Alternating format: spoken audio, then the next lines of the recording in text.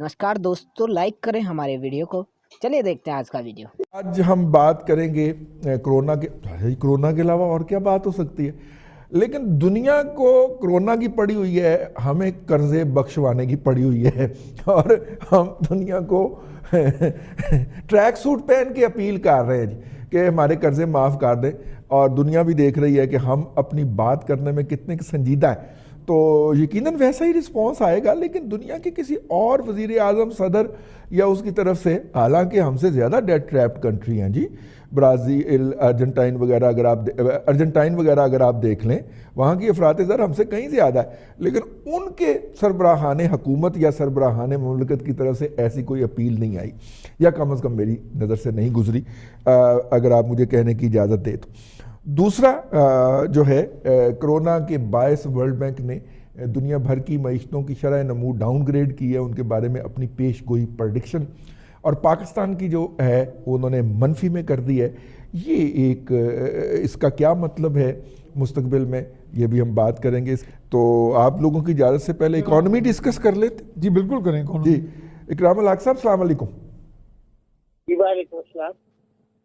ये जो world bank ने नेगेटिव करार दी है और शरह नमू दुनिया भर के मईशतों की, तो हम कहाँ पे स्टैंड कर रहे हैं सर इस पूरे मंजरनामे के अंदर? जी, जाहिर है कि एशिया के बारे में जो उनकी नई रिपोर्ट आई है उसमें सबसे वर्स्ट हिट जो है वो पाकिस्तान को, बांग्लादेश को और इंडिया को करार दिया है। पोस्ट कोरोना पीरियड में चूंकि उनके यहाँ जो हेल्थ सर्विस की फैसिलिटीज हैं, बिकॉज ये लैप्स करके दोबारा जब आता है तो फिर ज़्यादा प्रॉब्लमेटिक होगा। और हमारे यहाँ जिस तरह की प्लानिंग है वो आप देख रहे हैं। वो इकोनॉमिक जो इसका होगा ऑल आउट वो इतना ज़्यादा होगा क्योंकि कोरोना से पहले भी हम अपनी इकोनॉमी को तबाह कर ही चुके थे, लगिश। और आपने देखा कि इन्फ्लेशन बहुत हाई थी और उसकी वजह से इंटरेस्ट रेट भी, तो एक्चुअली तो ऑलमोस्ट उस वक्त भी ख्याल था कि 2-3% से ज़्यादा ग्रोथ नहीं होगी। अब तो अगर नेगेटिव में जाती हैं, कितनी जॉब जाएंगी, वो कितने मिलियन के मुख्तलिफ अंदाजे आप देख रहे हैं। जहाँ तक कर्जों की माफ़ी की बात है तो ये बिल्कुल दुनिया के कानून में दर्ज है कि मल्टीलैटरल जो भी एजेंसीज हैं, IMF हो, वर्ल्ड बैंक हो, वो कभी अपने लोन राइट ऑफ नहीं करते, रीस्ट्रक्चर होते हैं और पे करने पड़ते हैं। बाईलैटरल जो है, अगर दो मुल्कों के दरमियान हो तो वो बाहमी मुआहदे से कर सकते हैं, मगर मल्टीलैटरल के अंदर तो आज तक यानी आप फरमा रहे हैं कि ये कर्जे डेफर तो हो सकते हैं, इनके लिए मॉरिटोरियम मिल सकता है कि आप अब अदा ना करें, 2 साल बाद अदा कर दीजिएगा। जी जी जी, लेकिन उनकी माफी नहीं हो सकती। नहीं, वो मल्टीलैटरल एजेंसी के अंदर कोई कॉन्सेप्ट है ही नहीं राइट ऑफ का। अब वो रीस्ट्रक्चरिंग होती है। आपको याद होगा कि अर्जेंटीना वगैरह ने बहुत अर्सा जब डिफॉल्ट भी किए और स्पेन ने, तो रीस्ट्रक्चर हुए, फिर दोबारा से उनको और ज्यादा सख्त शराइत के जरिए। और हैरानगी की बात तो ये थी कि वो चूंकि वहाँ कोई ऐसी क्लॉज नहीं थी, तो अर्जेंटीना ने जो हाईएस्ट लिया वो $40 बिलियन था। हम तो 5-6 बिलियन की बात करते हैं। और ग्रीस ने तो अब खैर उनका पे करके तो IMF का दफ्तर बंद कर दिया है। और आज टर्की ने, जो IMF ने हेल्प की, उनको भी ऑफर की थी इन हालात में, तो उन्होंने लेने से इनकार कर दिया क्योंकि बिल्कुल ठीक एड है, और ग्रांट हो सही। तो वो तो ठीक है, कर्जा माफ नहीं होता मल्टीनेशनल का। अच्छा, ये बताइएगा, कोई आपका अंदाज़ा है, आप चूंकि इकॉनमी में बहुत लिखते हैं और कंटिन्यूसली नज़र रखते हैं, आप ये बताइएगा कि क्या हमारा कोई रेशो क्या है ये बाइलेटरल का और मल्टीलेटरल का, जो हमारा डेट है उसका? ये जिसको पेरिस क्लब लोन्स कहते हैं, जो बाईलैटरल होते हैं, वो हमारे सिर्फ और सिर्फ जो है वो टोटल जो पाकिस्तान के फेडरल गवर्नमेंट का डेट है उसके 20% है। बाकी 80% जो हमने मल्टीलैटरल जो है वो एजेंसियों से लिया हुआ है, तो वो 20% तो तकरीबन ना होने के बराबर ही समझिए आप। और वो भी आपको याद होगा कि एक दफा पहले भी पेरिस क्लब से हम 15 साल की जो है वो उनसे माफी तो नहीं मगर मैरिटोरियम ले चुके हैं डार साहब के ज़माने में, क्योंकि हमारी जो पेमेंट की सलाहियत थी वो तो उसी ज़माने से ही माशाल्लाह ऐसी हो गई थी कि जब कभी 400 मिलियन देने का भी वक्त आता था तो हाथ पांव फूट जाते थे, और लेते हुए हमने बिलियंस लिए। तो बहुत से मुल्कों ने हमसे कहीं ज़्यादा कर्जा लिया होगा, मगर फिर उनके यहाँ जो पेमेंट करने की सलाहियत है, मिसाल के तौर पे जर्मनी की अगर 200 बिलियन यूरो की एक्सपोर्ट हो, नेदरलैंड सिर्फ अपने साया मुल्क जर्मनी को फूड आइटम्स 100 बिलियन यूरो की देता हो, ठीक हो तो गया। उनके यहाँ पब्लिक डेट का कॉन्सेप्ट जो है वो डिफरेंट तरीके से, क्योंकि उनकी अर्निंग लेवल्स भी इतने हैं कि ठीक। वो दे कीप ऑन पेइंग, और कर्जे जो अच्छा है वो इकरामुल हक साहब, ये बताइएगा, आपने कहा 20% के लिए, तो प्राइम मिनिस्टर ने जो पूरी तकरीर फरमाई है उनका टारगेट तो फिर ये 20% हुआ ना, बाकी 80% तो का तो टारगेट ना हुआ ना जी, तो हम मिनिमम के लिए टारगेट कर रहे हैं। नमस्कार दोस्तों, स्वागत है आपका मेरे साथ। और आपने इस वीडियो को देख ही लिया होगा। इस वीडियो के अंदर जो सबसे मेन प्रॉब्लम है पाकिस्तान के अंदर, वो है इनके ऊपर चढ़ा हुआ कर्जा। उस कर्जे को माफ़ करवाने के लिए ये लोग जो भीख दुनिया से, दुनिया के जिस जिस भी जो इंस्टीट्यूशंस हैं उनसे जो ये भीख मांग रहे हैं कि हमारी प्लीज़ हमारी कोई सुनो, हमारी जो डेप्ट्स हैं उनको माफ़ कर दिया जाए। इसमें फिर इन्होंने एक एक्सपर्ट बुलाया हुआ है, तो वो कह रहा था कि भाई देखो, सीधी सीधी बात है कि ये तो तुम भूल जाओ कि तुम्हारे कर्जे माफ़ हो जाएंगे। दोस्तों एक्चुअली पता है प्रॉब्लम क्या हो रही है? इनको अपने कर्जों से मतलब नहीं है, मतलब इनको अपने लोगों से मतलब नहीं है, अपने कर्जों से मतलब है।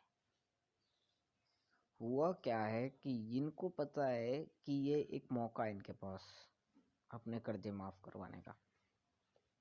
मौका किस सेंस में है कि दुनिया जो है कोरोना से इस समय दो चार हो रही है। इनको उस चीज़ से मतलब नहीं है। इनके लोग अगर मरते हैं तो इन लोगों को उनकी कोई चिंता नहीं है। ये इनकी जो सीरियसनेस है उससे अब हमें पता चल ही रहा है। अब जो पॉइंट उठता है कि ये चाहते क्या हैं, तो सिंपल सी बात है, ये सीधा सीधा इस मौके को भुनाना चाहते हैं। ये दोबारा से वर्ल्ड बैंक और आईएमएफ के जो द्वार हैं उन पे कटोरा लेके जाने वाले हैं। ये कहेंगे कि भाई साहब हमारी औकात नहीं है आपके पैसे देने की, आप हमारी सुनो और प्लीज़ हमारा जो कर्जा है माफ़ कर दो। अब होगा क्या? आईएमएफ और वर्ल्ड बैंक क्या करेंगे कि भाई तुम जो होता हो तुमसे कर लो, लेकिन कर्जा तो हम माफ़ नहीं करने वाले। हाँ, ये है कि चलो थोड़ा सा लेट दे देना भाई, पैसे तो देने ही पड़ेंगे। वही एक जो साहूकार वाला सिस्टम होता है, एग्जैक्ट वही सिस्टम होता है वर्ल्ड बैंक और आईएमएफ का, कि भाई तू ऐसा कर, ब्याज तो दे, पैसे बाद में दे दियो, जो प्रिंसिपल अमाउंट है वो जब तेरे पास पैसा हो जाए उसके बाद दे देना। तो ये जो है एक क्लियर कट सा रूल है। जब कोई ब्याज वगैरह पे पैसे लेता है या जो भी है, तो दुनिया का अपना एक सिद्धांत है, उसको इन लोगों के लिए वर्ल्ड बैंक और आईएमएफ चेंज कर दें, ये तो पॉसिबल है नहीं।